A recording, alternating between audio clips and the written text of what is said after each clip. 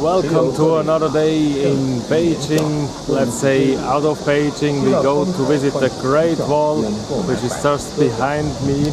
We're going to the cable car first, and then on top I'm filming again everything for you guys.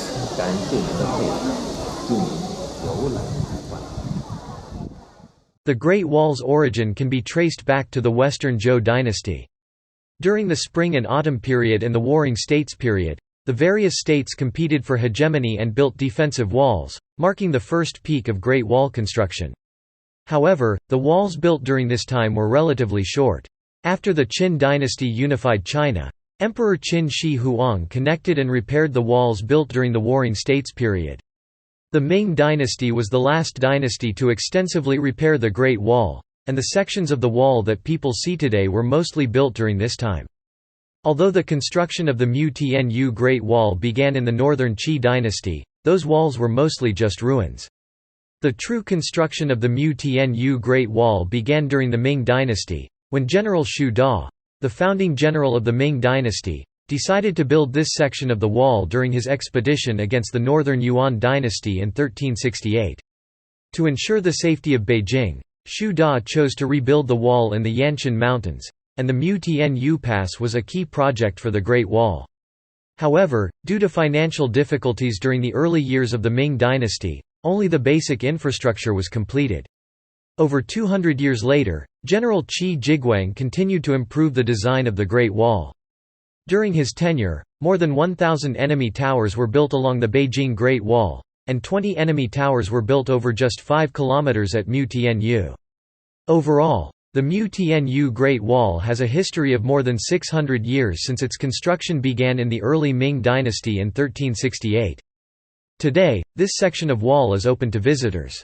There are 3 methods of ascent and 4 methods of descent to choose from. Besides utilizing 4,000-plus steps, visitors may also choose between a 2-rider chairlift or 4-rider gondola lift up from the foothills to the level of the wall, which runs along the ridges above. These lifts may also be used to descend. Another feature of the wall at Mutianyu is an alternate method of descent by single-rider personal wheeled toboggan. This allows single riders to descend from the wall to the valley on a winding metal track. Besides, this section of Great Wall is surrounded by woodland and streams. The forest coverage rate is over 90%. In some sections of the Great Wall, there are extended sections of supporting walls that are built to occupy nearby strategic points or protect the flanks of the main wall. These towers are constructed at the end of the supporting walls, serving as both an isolated fortress extending outward and a terminal for the end of the wall.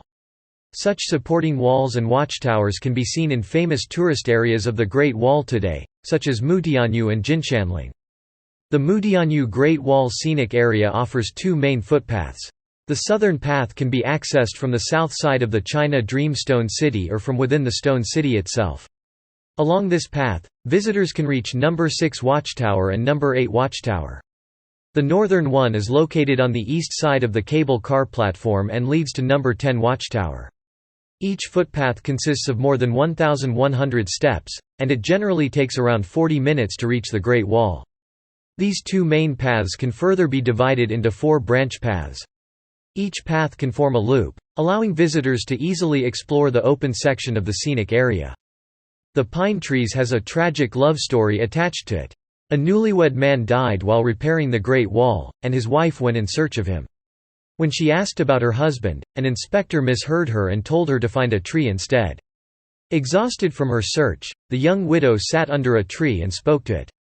That night, she dreamed of her husband, who told her he had become the pine tree to shelter her from the rain. The young widow was moved and ended her life by hitting the tree. The next year, other pine tree grew next to the first, and the 2 trees intertwined tightly, symbolizing the eternal love between the couple. The Pine Greeting Guests is located about 200 meters to the east of the main parking lot in the southwest of the tourist area. It is over 300 years old, with a main trunk height of nearly 2 meters and a diameter of about 0.7 meters. It has luxuriant branches and leaves, a majestic appearance, and a crown like a huge umbrella, reaching up to the blue sky and covering the earth below, with a coverage area of about 100 square meters. Because it leans towards the road and has two particularly long branches, it seems to bow and welcome tourists with open arms, hence the name. It reminds people of the pine greeting guests in Wangshen Mountain, but this pine tree has a larger circumference and coverage area, and is more ornamental. The Wofo Mountain Scenic Area is located in Bohai Town, Wairu County, Beijing. It is only 5 km away from Mutianyu Great Wall to the east and 20 km away from Tianhua Cave to the west. The mountain peaks are towering and steep, with the Great Wall stretching and enemy platforms in close proximity, making it a place of ever-changing beauty. From a distance, it resembles a reclining Buddha, hence the name Wofo Mountain. The danger of the Great Wall lies in Mutianyu, and the danger of Mutianyu lies in Jiankou. West of Mutianyu Great Wall, after passing the Niyujiobian, the northern watchtower, and the Yuluding, there is a section of the Great Wall. From a distance, its shape is like a bow placed upside down. The lowest mountain pass is just like the buckle held when shooting arrows, so this section of the Great Wall is called Jiankou by people. The Jiankou section of the Great Wall was first built in the northern Qi dynasty during the northern and southern dynasties, repaired in the late Tang dynasty, and rebuilt and expanded in the Ming dynasty. Its architectural feature is on the steep ridgeline on the southern edge of the natural barrier of Beijing, Jundu Mountain. Nearly 20 watchtowers and towers are located on the uneven terrain according to their different functions and the direction of the ridge. They have different shapes, sizes, styles, various building materials, fine construction, and artistic processing. Some are slightly colored and have been preserved to this day. The Jiankou section of the Great Wall extends along the ridge line, taking advantage of the steep terrain, using solid materials, skillful masonry, and magnificent coloring to construct a delicate and strong body, which is a beautiful and magnificent sight. The Great Wall at Jiankou passes through the ridge of the cliff on both sides, which is tens of meters deep. One of the ridges has a deep gap, so two thick iron beams are placed horizontally on the gap, and the Great Wall passes over the iron beams in the air, forming a spectacular sight of the Great Wall passing over the air. The Great Wall between Jiankou and the northern watchtower extends along the steep cliff ridge on both sides. So we are now on the top, on the end of the cable car, or the chairlift. Now we're going to enter the wall.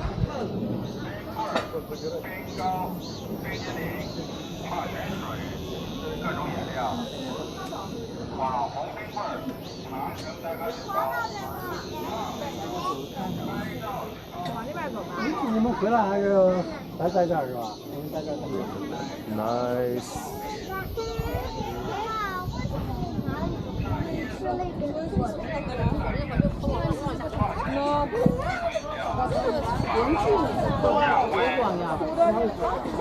Cold water, cold beer, ice cream.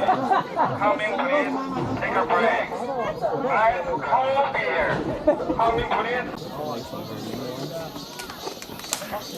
No more stairs. Climbing their wall. Thank God I went Historic cable wall. car since you know. Did somebody bring protectors for What? through the falls from the stair?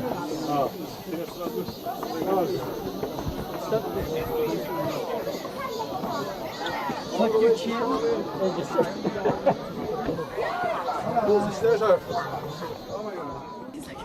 Yes, 360. Yeah, everything. Make street view. So you're not missing anything. like the green and your eyes have like a moment to try to I'm looking at this view here.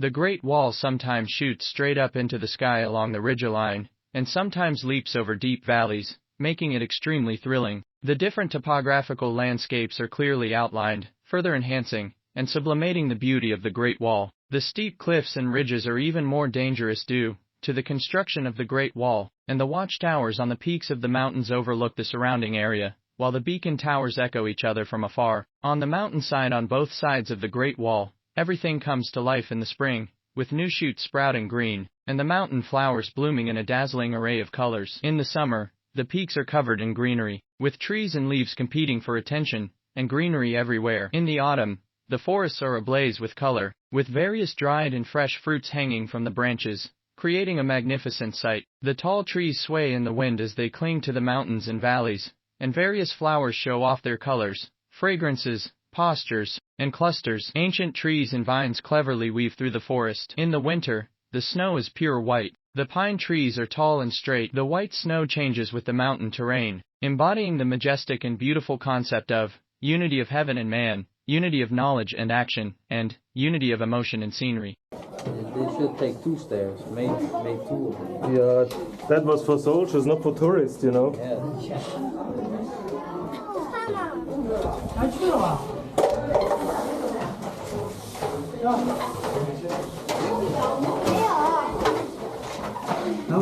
Dangerous step, be careful. During the Ming Dynasty in China, firearms developed rapidly. According to Wang Shiqiao's Ziganju, 1548 edition, in the Zhuayang volume, the weapons of the stationed troops in Chang Town were mainly divided into 2 categories: military weapons and divine weapons. Military weapons included helmets, armor, long spears, round wooden shields, long wooden shields, horse chopper, sandbags, bows, strings, arrows, bamboo spears, and waist knives. Firearms included divine guns, general iron cannons, second general iron cannons, general copper cannons, small general copper cannons, divine muskets, big copper forlangji, divine cannons, flying cannons, copper guns, iron guns, horse-mounted forlangji, divine arrows, iron zuanfeng cannons, tassel cannons, iron forlangji, iron 3-barrel cannons, bull-mouthed cannons, small divine cannons, iron caltrops, and newly added equipment such as 9 dragon plate spears, iron whip spears, rocket plate spears, parent-child cannons, and rockets. Iron cannons were large-caliber and large-bodied cannons that were installed on stands and mostly loaded with stones, lead, iron, and other materials, commonly known as solid bullets. A few were loaded with explosive balls, with a range generally between several hundred steps and 2 or 3 li, mainly used for defending fortresses and attacking cities, as well as for field battles, water battles, and naval battles. There are 2 ancient iron cannons preserved in Mutianyu Great Wall, one between the section between number 4 Musai Terrace to number 5 Musai Terrace, and one displayed in the visitor center. The iron cannon is 89 centimeters long, with a caliber of 9 centimeters and an outer diameter of 20 centimeters. The barrel is 59 centimeters deep, with iron hoops 10 centimeters apart. It can hold more than 2 kilograms of explosives. The cannon body is at a 30-degree angle to the horizontal line, with a range of about 150 meters, and the muzzle is facing the outside of the Great Wall. The Great Wall has a very smart drainage system. The main buildings are equipped with drainage ditches, water-retaining bricks, water spouts, and other drainage facilities, which can timely discharge accumulated water and withstand the continuous erosion of rainwater for thousands of years. The drainage ditch constructed on the top of the city wall allows rainwater to be efficiently channeled outside the foundation through internal wall spouts. At the intersection of the Great Wall and the river, there are often water gates with double arches, also known as water pass. There is a building on the water pass, which is equipped with a water gate to control the water flow inside and outside the pass during high and low water periods. In the early Ming Dynasty, the defensive towers were small structures made of bricks and stones, standing alongside the wall. During the Jiaojing period, attached wall towers were built, connecting the towers and the wall. In the Longqing period, hollow defensive towers were created, constructed by riding along the wall. The design and construction of the defensive towers were gradually improved and perfected through practical combat, enhancing the overall defensive capabilities of the Great Wall. In Mutianyu Great Wall, there are 4 attached wall towers and 22 hollow defensive towers. The hollow defensive towers were created during the Longqing period. Qi Jiguang described the reasons and construction methods of creating hollow defensive towers in his book, Compilation of Military Training Records. In previous years, the border walls were low and thin, with small brick and stone towers standing separately from the walls, unable to assist each other. Soldiers stood exposed to scorching heat, rain, frost, and mist, with no shelter to rely on. The military equipment and supplies, if placed on the wall, had nowhere to be stored. When the enemy force was large, they could shoot from high ground, making it difficult for the defending soldiers to stand their ground. Once a section of the wall was breached, soldiers would flee, and the enemy force would rush in uncontrollably. To address this, hollow defensive towers were constructed to block the gaps where people and horses could charge through. The height of the towers varied from 3 to 4 zhang, approximately 9 to 12 meters, with a width of about 10 to 17 to 18 zhang, approximately 30 to 51 meters. Each tower was built every several tens, or 100 steps at vulnerable points, or every 140 to 150 steps at gentler terrain, or at a distance of over 100 steps. Two towers were positioned correspondingly to support each other. They were built by riding along the wall. The construction method involved, the foundation of the tower was leveled with the wall, extending outward by about 1 zhang and 4 to 5 kai, approximately 4 to 5 meters, on the exterior and 5 kai, approximately 1.5 meters, on the interior. The middle layer was hollow with shooting windows on all 4 sides. The upper layer had a tower with merlons, equipped with battlements. Fires were lit from the lower layer, striking at enemies from the outside. Enemy arrows could not reach, and enemy cavalry dared not approach. Later Qi Jiguang strengthened and improved the defensive capabilities of the Great Wall through various architectural enhancements, with the prominent feature being the construction of defensive towers. In the Mutianyu section of the Great Wall, there are densely built defensive towers. They are strategically positioned at locations where the terrain is rugged, and there are changes in topography, such as the concave and protruding parts of mountain ridges, the turning points of slopes, and the peaks. These defensive towers occupy commanding heights or prominent positions. For example, between the Zhengguantai and Dajiaolu, and from the Niujiabian to Jiangku in the west, the defensive towers are densely distributed. When standing at a higher vantage point and looking down, the defensive towers and the city walls intertwine with each other, creating a layered and sequential arrangement. The architectural form of the hollow defensive towers in the Mutianyu section of the Great Wall is consistent with the description in Qi Jiguang's writings. So we reached one observation tower, quite high in altitude. You can have a look at all the sides here.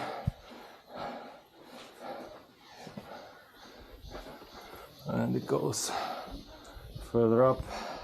With slight variations in specific dimensions, the 22 defensive towers are densely distributed, which is determined by the strategic position of the Mutianyu Pass. The number of defensive towers in the vicinity of the Mutianyu Pass corresponds to the records found in the Chronicles of the 4 Garrisons and 3 Passes, and the inscription on the monument, Record of Meritorious Deeds, accounting for half of the total number of hollow enemy towers in the 7 passes under the jurisdiction of the Boahai area. The distance between 2 neighboring towers is only 66 meters. One notable characteristic of the hollow defensive towers in the Mutianyu Pass is that each tower has a different layout for its central chamber. There are approximately 3 types of layouts observed. The first type features a central chamber, with passages on all 4 sides, forming a shape of Chinese character Tuan. In the plan, the second type has passages on the left, right, and front sides of the central chamber, which is positioned towards the rear, creating a shape of Chinese character Min. In the plan, the third type has passages in the front and rear of the central chamber, which is particularly spacious, forming a shape of Chinese character In the plan, the roofs of the central chambers have different structures. Some are brick vaulted with a canopy-shaped design, while others have a flat wooden structure. Additionally, the brick vaulted roofs often have corner trusses, providing additional stability to the 4 corners of the roof. The central chambers of the hollow defensive towers have access to the tower's top using either wooden ladders, rope ladders, or stepped structures made of bricks. The rooftops of the towers often feature 3-room structures with tiled roofs using large ridges and gray cylindrical tiles. The mountain-facing walls of these structures incorporate the construction technique of empty spaces between the bricks, which is commonly used in the southern regions of China. This indicates that soldiers from the southern regions were involved in the construction of these hollow defensive towers. The section of the Great Wall from the first tower, Dajiaolu, to the 4th tower, Zhengguantai, in Mutianyu has a dense concentration of defensive towers. In less than 500 meters, there are 4 defensive towers. From the first tower to the 20th tower, which spans only 3,000 meters, there are a total of 25 structures including defensive towers, defensive platforms, wall platforms, and barracks. This concentration of defensive towers, with one approximately every 100 meters, is not commonly seen in other sections of the Great Wall. About 40 meters northeast of the number 14 watchtower of Mutianyu Great Wall, there is a beacon tower. The beacon tower, also known as a smoke tower, is usually located on a higher ground outside the Great Wall. It was a high platform built for the purpose of burning beacon fires to raise alarms in ancient times. If enemy movements were spotted during the day, smoke signals were used, while fires were lit during the night. By passing the signals from one tower to another, the enemy's movements could be promptly and accurately communicated along the entire length of the Great Wall, all the way to the capital city. In some sections of the Great Wall, There are extended sections of supporting walls that are built to occupy nearby strategic points, or protect the flanks of the main wall. These towers are constructed at the end of the supporting walls, serving as both an isolated fortress extending outward, and a terminal for the end of the wall. Such supporting walls and watchtowers can be seen in famous tourist areas of the Great Wall today, such as Mutianyu and Jinshanling. The walls of the Mutianyu Great Wall were built on the foundation of the border wall constructed during the Jiaojing or pre-Jiaojing period of the Ming Dynasty, which was later renovated and expanded during the Longqing and Wanli reigns. The early border wall was enclosed within the later construction. In some areas where the outer wall covering has peeled off, the remnants of the earlier border wall can be seen, showcasing its original appearance with stone blocks. On the inner slope of the wall near the North 18th Watchtower, a small section of the early border wall is preserved, measuring about 30 meters in length, over 1 meter in height, and 2.4 meters in width on top. The sides of the wall are constructed with stone blocks, while the middle is filled with rubble stones. Based on this evidence, it is inferred that the early border wall was low and thin in structure. Mutianyu Great Wall extends along a relatively gentle ridge in an east-west direction. The existing brick and stone walls were constructed directly on the rocky surface of the ridge without a foundation layer. The gaps between the stones are filled with white mortar, and the middle of the wall is filled with crushed stones. The wall is wider at the bottom and narrower at the top, with stepped formations on both sides. Due to its integration with the natural terrain, the wall doesn't have fixed height dimensions. Generally,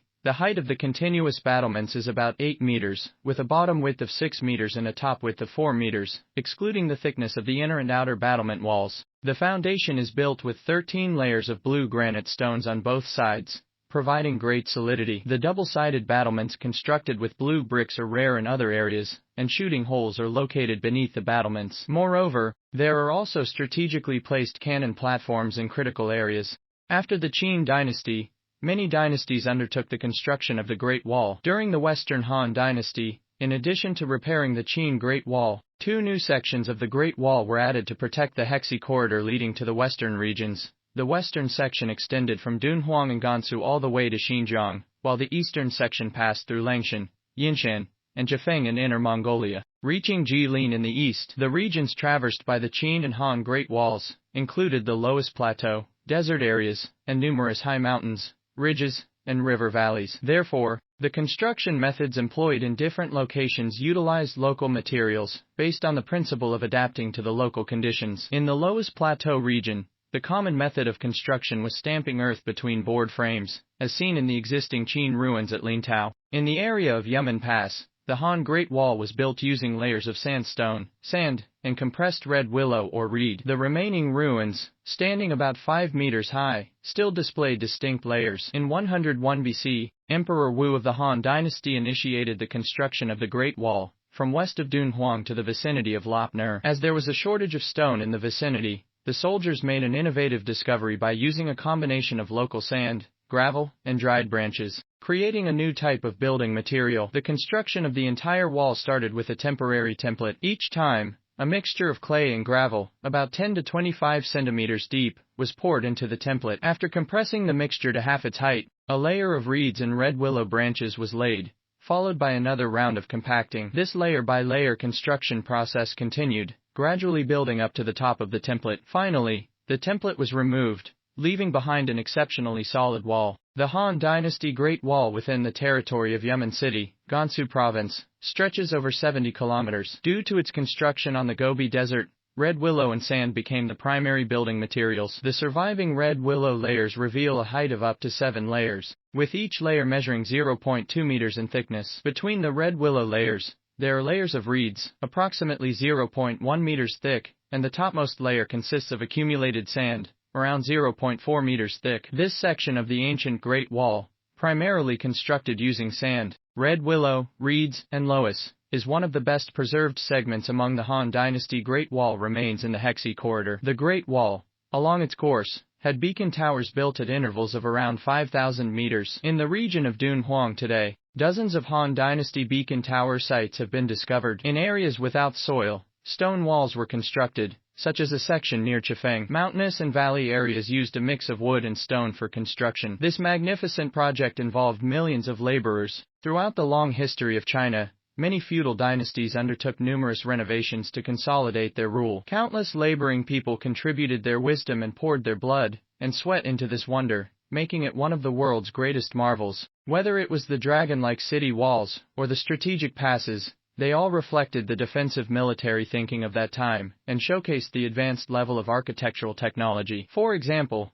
during the Ming Dynasty, with the high development of feudal economy, the construction industry also demonstrated large-scale production processes and relatively scientific brick and tile workshops. As a result, the production of bricks increased significantly, making them no longer a precious building material. Consequently, in many parts of the Ming Great Wall, both the inner and outer peripteral walls were constructed with massive bricks. During that time, with construction entirely reliant on manual labor and human transport of building materials, using bricks of similar sizes but smaller weight for wall construction not only facilitated the construction process, but also improved efficiency and construction quality. Moreover, many gateways in the passes were built with large span arches using blue bricks. While some of these blue bricks have severely weathered, the grand city gates still stand solemnly, showcasing the high-level skills employed in constructing archways during that time. On the city towers at the passes, the intricate and delicate stone carvings on the bricks reflect the artistry and talent of the craftsmen of that era. The Great Wall, stretching thousands of miles, is a miracle of ancient world architecture. As early as the spring and autumn period, the state of Chu constructed a non-enclosed wall called Fangcheng, which spanned several hundred kilometers. During the Warring States period, Yan, Zhao, Wei, Han, Qin, and other states built walls along their borders. After unifying China, Qin Shi Huang connected the existing northern walls of Yan, Zhao, and Qin to create the Great Wall, that extended from Lin Tao to Liaodong, spanning over 10,000 li, an ancient unit of distance equivalent to about 500 meters. The remains of the Qin Great Wall are found in locations such as the northern part of Dadong, Shanxi, and the west of Gansu Min County. In the Western Han Dynasty, they extended the Great Wall to the west along the Hexi Corridor, adding the Shofeng Great Wall and the Hexi Great Wall, reaching Xinjiang today, to protect the Hexi Corridor. During the Northern Wei Dynasty, the Western Ren people posed a threat, leading to the construction of another Great Wall to defend against their southern incursions. The Northern Qi Dynasty also carried out multiple construction projects of the Great Wall. In the Sui Dynasty, the Great Wall was rebuilt several times to defend against the attacks of the Turks and Tuayuhan. After the establishment of the Ming Dynasty, the General Xu Da repaired the Great Wall at Jueyong Pass 18 times. The Ming Great Wall stretched from Jiayu Pass, in Gansu to Yalu River in the east, which is what we see today as the 10,000 Li Great Wall. The main structure of the Ming Great Wall is the city wall. From the eastern part of Shanxi to Shanai Pass, the cross-section is wider at the bottom and narrower at the top, with an average bottom width of 6 meters and a height exceeding 6.5 meters. The exterior is built with neatly arranged stone slabs and large bricks, while the interior is rammed earth. The top of the city wall is paved with 3 to 4 layers of bricks, with the topmost layer being square bricks mortared with lime, creating a very flat and sturdy surface, where even weeds find it hard to take root. The top is on average 5 meters wide, allowing for the passage of 5 horses side by side or 10 people walking abreast. On both sides of the wall top, there are brick walls, with a low wall about 1.5 meters high on the inside, and a battlement wall about 1.5 meters high on the outside. Each crenel has an observation hole on top and a shooting hole underneath. The city wall is equipped with drainage channels, spouts, and other facilities, and at passes in strategic locations, there are protruding luocheng structures. The construction of the Great Wall was immense. The amount of earth used to build the wall could have constructed a wall 1 meter thick and 5 meters high, encircling the earth more than once. Generally, materials were sourced locally for the construction of the Great Wall, with large bricks and lime being locally fired. In high mountains and rugged terrain, stones were quarried and used for construction. In the desert, red willow branches, reeds, and sand and stone were used in layers. Wow, that was a nice ride down the mountain. Now we are back by the parking place with all the shops. We're going to take a food and then heading back after to the bus.